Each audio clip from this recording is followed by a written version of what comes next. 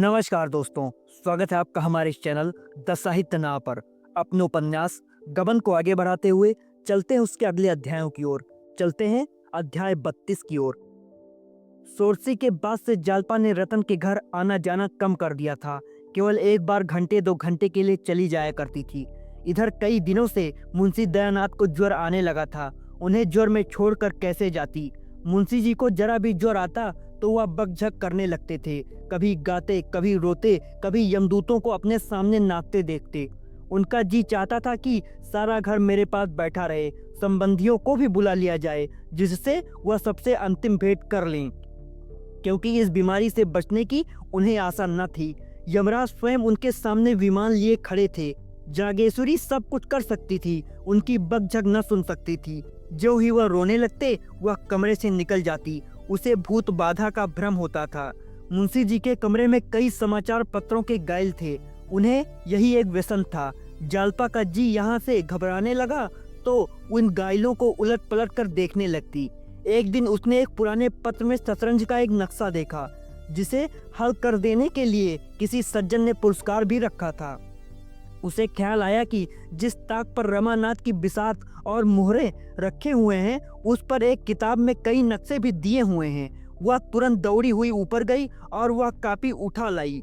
यह नक्शा उस कापी में मौजूद था, और नक्शा ही न था, उसका हल भी दिया हुआ था। जालपा के मन में सहसा यह विचार चमक उठा, इस नक्शे को किसी पत्र में छपा दूं तो कैसा हो, शायद उनकी निगाह पड़ जाए। यह नक्शा इतना सरल तो नहीं है कि आसानी से हल हो जाए। इस नगर में जब कोई उनका सानी नहीं है, तो ऐसे लोगों की संख्या बहुत कम हो सकती है जो यह नक्शा हल कर संकेत कुछ भी हो। जब उन्होंने यह नक्शा हल किया है तो इसे देखते ही फिर हल कर लेंगे। जो लोग पहली बार देखेंगे, उन्हें 2-1 दिन सोचने में लग जाएंगे। मैं लिख दूंगी कि जो सबसे पहले हल कर ले, उसी को पुरस्कार दिया जाए। जुआ तो है नहीं, उन्हें रुपए ना भी मिले तो भी इतना तो संभव है कि हल करने वालों में उनका नाम भी हो। कुछ पता लग जाएगा। कुछ भी ना हो तो रुपए ही तो जाएंगे। 10 रुपए का पुरस्कार रख दूं। पुरस्कार कम होगा तो कोई बड़ा खिलाड़ी इधर ध्यान न देगा। यह बात भी रमा के हित की ही होगी। इसी उधेड़ बुन में वह आज रतन से न मिल सकी। रतन दिन भर तो उसकी राह देखती रही। जब शाम हो गई तो उससे रहा न गया। आज वह पति पोशाक के बाद पहली बार घर से निकली। कहीं रौनक न थी, कहीं जीवन न था, मानो सारा नगर शोक मना रहा है। उसे तेज मोटर चलाने की धुन थी, पर आज वह तांगे से भी कम जा रही थी। एक वृद्धा को सड़क के किनारे बैठे देखकर उसने मोटर रोक दिया और उसे 4 आने दे दिए। कुछ आगे और बढ़ी तो 2 कांस्टेबल एक कैदी को लिए जा रहे थे। उसने मोटर रोककर एक कांस्टेबल को बुलाया और उसे 1 रुपया देकर कहा, इस कैदी को मिठाई खिला देना। कांस्टेबल ने सलाम करके रुपया ले लिया। दिल में खुश हुआ। आज किसी भाग्यवान का मुंह देखकर उठा था। जालपा ने उसे देखते ही कहा, क्षमा करना बहन, आज मैं ना आ सकी। दादाजी को कई दिन से ज्वर आ रहा है। रतन ने तुरंत मुंशी जी के कमरे की ओर कदम उठाया और पूछा, यही है ना? तुमने मुझसे कहा ना? कहा नहीं। मुंशी जी का ज्वर इस समय कुछ उतरा हुआ था। रतन को देखते ही बोले, बड़ा दुख हुआ देवी जी, मगर यह तो संसार है। आज एक की बारी है, कल दूसरे की बारी है। यही चल चलाव लगा हुआ है। अब मैं भी चला नहीं बच सकता। बड़ी प्यास है, जैसे छाती में कोई भट्टी जल रही हो। फूका जाता है, कोई अपना नहीं होता। बाई जी, संसार के नाते सब स्वार्थ के नाते हैं। आदमी अकेला हाथ पसारे एक दिन चला जाता है। हाय हाय, लड़का था, वह भी हाथ से निकल गया, न जाने कहाँ गया। आज होता तो एक पानी देने वाला तो होता। यह 2 लौंडे हैं, इन्हें कोई फिक्र ही नहीं, मैं मर जाऊं या जी जाऊं। इन्हें 3 वक्त का खाना चाहिए, 3 डट पानी पीने को, बस, और किसी काम के नहीं। यहाँ बैठते दोनों का दम घुटता है। क्या करूं, अब की न बचूंगा। रतन ने तस्कीन दी, यह मलेरिया है, 2-4 दिन में आप अच्छे हो जाएंगे, घबराने की कोई बात नहीं। मुंशी जी ने दीन नजरों से देखकर कहा, बैठ जाइए बहू जी, आप कहती हैं आपका आशीर्वाद है तो शायद बच जाऊं, लेकिन मुझे तो आशा नहीं है। मैं भी ताल ठोके यमराज से लड़ने को तैयार बैठा हूं। अब उनके घर मेहमानी खाऊंगा। अब कहाँ जाते हैं बचकर बचा। ऐसा ऐसा रगेनू कि वह भी याद रखें। लोग कहते हैं वहाँ भी आत्माएं इसी तरह रहती हैं, इसी तरह वहाँ भी कचहरियाँ हैं, हाकिम हैं, राजा हैं, रंक हैं, व्याख्यान हैं, समाचार पत्र छपते हैं। फिर क्या चिंता है, वहाँ भी अहलमद हो जाऊंगा, मज़े से अखबार पढ़ा करूँगा। रतन को ऐसी हंसी छूटी कि वहाँ खड़ी न रह सकी। मुंशी जी विनोद के भाव से वे बातें नहीं कर रहे थे, उनके चेहरे पर गंभीर विचार की रेखा थी। आज 1.5-2 महीने के बाद रतन हंसी और इस असामयिक हंसी को छिपाने के लिए कमरे से निकल आई। उसके साथ ही जालपा भी बाहर आ गई। रतन ने अपराधी नजरों से उसकी ओर देखकर कहा, दादाजी के मन में क्या समझा होगा? सोचते होंगे मैं तो जान से मर रहा हूँ और इसे हंसी सूझती है। अब वहाँ ना आ जाऊंगी। नहीं, ऐसी कोई बात नहीं। फिर कहेंगे तो मैं बिना हंसे ना रह सकूंगी। देखो तो वह आज कितनी बेमौकी हंसी आई है। वह अपने मन को इस उच्छृंखलता के लिए धिक्कारने लगी। जालपा ने उसके मन का भाव ताड़ कर कहा, मुझे भी अक्सर इनकी बातों पर हंसी आ जाती है बहन। इस वक्त तो इनका ज्वर कुछ हल्का है, जब जोर का ज्वर होता है तब तो वह और भी उल जुलूल बकने लगते हैं। उस वक्त हंसी रोकनी मुश्किल हो जाती है। आज सवेरे कहने लगे, मेरा पेट भक हो गया, मेरा पेट भक हो गया। इसकी रट लगा दी। इसका आशय क्या था ना मैं समझ सकी, ना अम्मा समझ सकी, पर वह बराबर यही रटे जाते थे। पेट भक हो गया, पेट भक हो गया, आओ कमरे में चलें। रतन, मेरे साथ न चलोगी? जालपा, आज तो न चल सकेंगी बहन, कल आऊंगी। कह नहीं सकती, दादा का जी कुछ हल्का रहा तो आऊंगी। नहीं भाई, जरूर आना। तुमसे एक सलाह करनी है। क्या सलाह है? मन्नी कहते हैं यहाँ अब रहकर क्या करना है, घर चलो, बंगले को बेच देने को कहते हैं। जालपा ने एकाएक खिटक कर उसका हाथ पकड़ लिया और बोली, या तो तुमने बुरी खबर सुनाई बहन, मुझे इस दशा में तुम छोड़कर चली जाओगी, मैं न जाने दूंगी। मन्नी से कह दो बंगला बेच दें, मगर जब तक उनका कुछ पता न चल जाएगा मैं तुम्हें न छोड़ूंगी। तुम कुल 1 हफ्ते बाहर रही, मुझे एक एक पल पहाड़ हो गया। मैं न जानती थी कि मुझे तुमसे इतना प्रेम हो गया है। अब तो शायद मैं मर ही जाऊं। नहीं बहन, तुम्हारे पैरे पड़ती हूँ, अभी जाने का नाम न लेना। रतन को भी आंखें भर आईं। बोली, मुझसे भी वहाँ रहा न जाएगा। सच कहती हूँ, मैं तो कह दूंगी मुझे नहीं जाना है।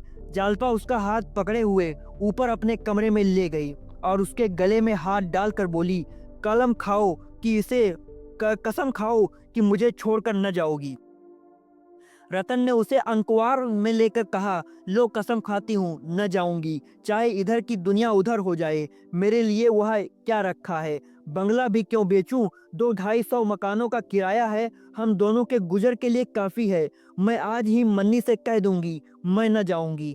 सासा फर्श पर शतरंज के मोहरे और नक्शे देखकर उसने पूछा, यह शतरंज किसके साथ खेल रही थी?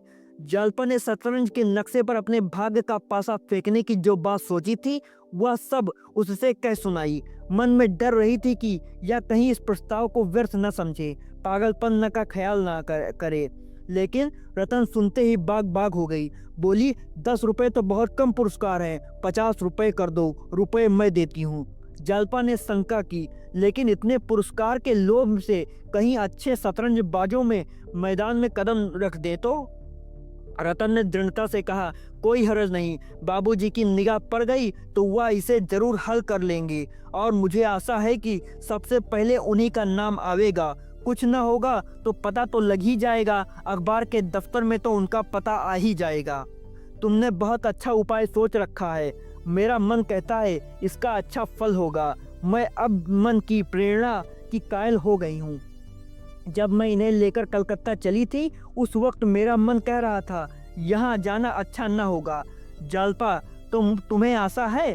पूरी। मैं कल सवेरे रुपए लेकर आऊंगी तो मैं आज खत लिख रखूंगी। किसके पास भेजूं? वहाँ का कोई प्रसिद्ध पत्र होना चाहिए। वहाँ तो प्रजा मित्र की बड़ी चर्चा थी, पुस्तकालयों में अक्सर लोग उसी को पढ़ते नजर आते थे, तो प्रजा मित्र ही को लिखूंगी। लेकिन रुपए हड़प कर जाए और नक्शा न छापे तो क्या होगा क्या? 50 रुपए ही तो ले जाएगा। दमड़ी की हड्डियाँ खोकर कुत्तों की जात तो पहचान ली जाएगी, लेकिन ऐसा हो नहीं सकता।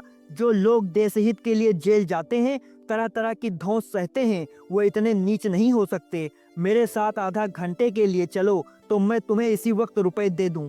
जालपा ने नीम राजी होकर कहा, इस वक्त कहाँ चलूं, कल ही आऊंगी। उसी वक्त मुंशी जी पुकार उठे, बहू बहू। जालपा तो लपकी हुई उनके कमरे की ओर चली। रतन बाहर जा रही थी कि जागेश्वरी पंखा लिए अपने ओ को झलती हुई दिखाई पड़ गई। रतन ने पूछा, तुम्हें गर्मी लग रही है अम्मा जी? मैं तो ठंड के मारे कांप रही हूँ। अरे तुम्हारे पाँव में या क्या उजला उजला लगा हुआ है? क्या आटा पीस रही थी? जागेश्वरी ने लज्जित होकर कहा, हाँ, वैद्य जी ने इन्हें हाथ के आटे की रोटी खाने को कहा है। बाजार में हाथ का आटा कहाँ मैसर, मोहल्ले में कोई पिसनहारी नहीं मिलती। मजूरने तक चक्की से आटा पिसवा लेती हैं, पर मैं तो एक आना शेर देने को राजी हूँ, पर कोई मिलती ही नहीं। रतन ने अचंभे से कहा, तुमसे चक्की चल जाती है? जागेश्वरी ने झेप से मुस्कुराकर कहा, कौन बहुत था, पाव भर तो दिन 2 दिन के लिए हो जाता है। खाते नहीं एक और भी। बहू पीसने जा रही थी, लेकिन फिर मुझे उनका पास बैठना पड़ता।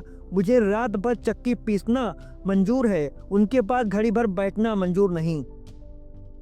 रतन जाकर जांत के पास 1 मिनट खड़ी रही, फिर मुस्कुराकर माची पर बैठ गई और बोली, तुमसे तो अब जांत न चलता होगा। माँ जी, लाओ थोड़ा सा गेहूं मुझे दो, देखूं तो।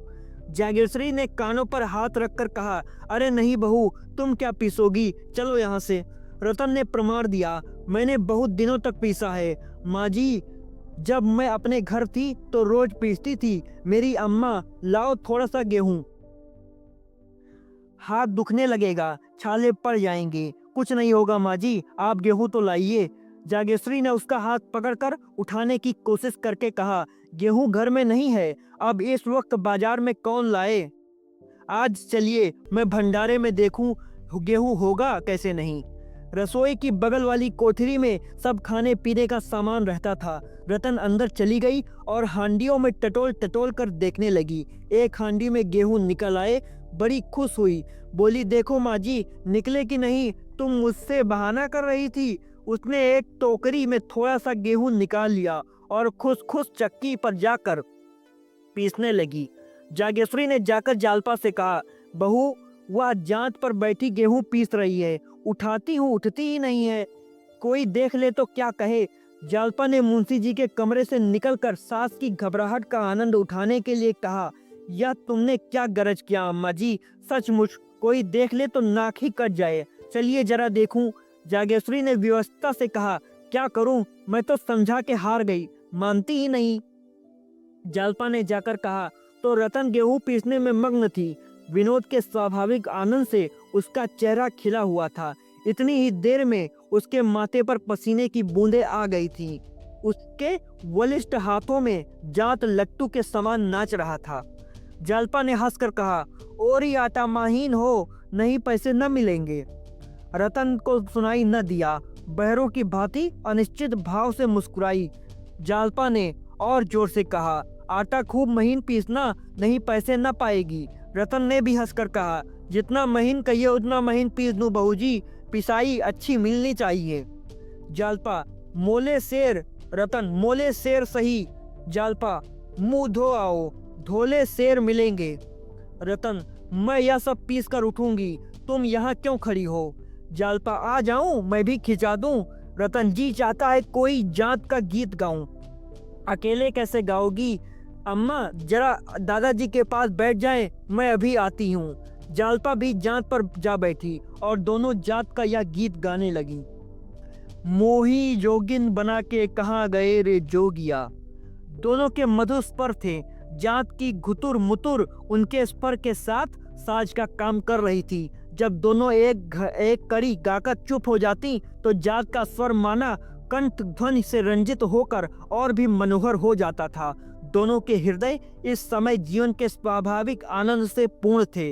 न शोक का भार था, न वियोग का दुख। जैसे दो चिड़ियां प्रभात की अपूर्व शोभा से मग्न होकर चहक रही हों। तो दोस्तों, यह था गबन उपन्यास का अध्याय 32। अब मिलते हैं अगले अध्यायों में। धन्यवाद दोस्तों।